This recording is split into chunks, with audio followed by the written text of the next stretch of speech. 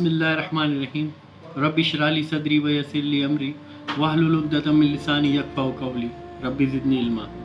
कुछ इल्म की बातें हैं जो आपके साथ शेयर कर रहा हूँ। दरख्त पर औकात से ज़्यादा फल लग जाए तो उसकी डालियाँ टूटना शुरू हो जाती हैं। इंसान को औकात से ज़्यादा मिल जाए तो वो रिश्तों को तोड़ना शुरू कर देता है।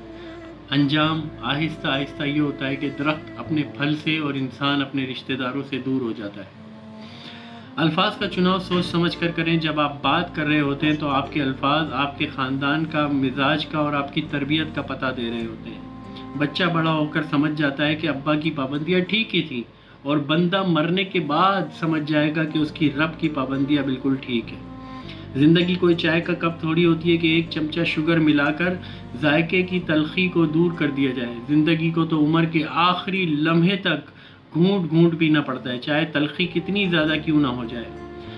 हम तहज्जुद पढ़ते हैं, नमाज पढ़ते हैं, रोज़े रखते हैं, ज़कात रखते हैं, मगर अपने भाई से बोलचाल नहीं रखते। हर नेक काम करते हैं मगर गीबत नहीं छोड़ते। अपनी नेकियां ऐसी थैली में जमा ना करें जिसमें सुराख हो।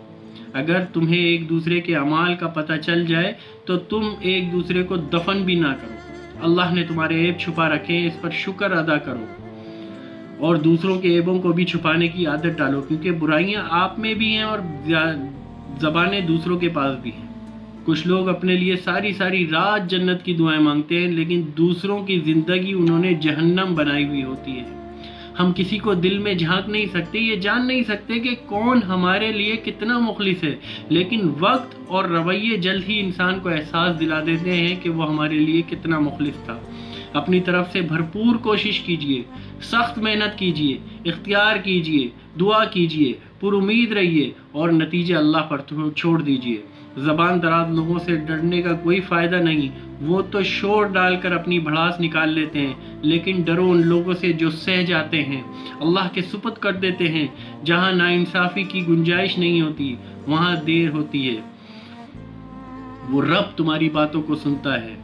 अगर आप सोच रहे हैं कि हर चीज़ आपके हाथों से निकल रही है और हालात आपके मुवाफिक नहीं है, तो एक दफ़ा उस दरख्त के बारे में ज़रूर सोचना जो एक एक करके अपने तमाम पत्ते खो देता है, लेकिन फिर भी खड़ा रहता है इस उम्मीद पर कि बहार के दिन आएंगे और दोबारा उसके पत्ते लौट आएंगे। मुझे अल्लाह इतना अजीब लगता है कि लोग हमारी ज़िंदगी का एक सफ़ा पढ़कर हमारे बारे में पूरी किताब खुद ही लिख लेते हैं। कोई ये कैसे सोच सकता है कि हिसाब नहीं होगा, कि वो बख्शा जाएगा। याद रहे, हिसाब देना होगा। एक एक आह का, एक एक आंसू का, एक एक तड़प का, बेहिसी का, बेरहमी का, हुकूकुल अल्लाह के बाद हुकूकुल इबाद का मामला भी बहुत सख्त है। अफसोस कुछ नहीं समझे वही लोग भला बैठे हैं उस रब को जो देख रहा है तुम्हें, जो सुन रहा है तुम्हें, जो महसूस कर रहा है तुम्हें। तो अपने अंदर अल्लाह का खौफ डालें, अल्लाह को याद करें और अल्लाह के अहकामात की पाबंदी करें। व आखिर दावाना अनिल हम्दुलिल्लाहि रब्बिल आलमीन।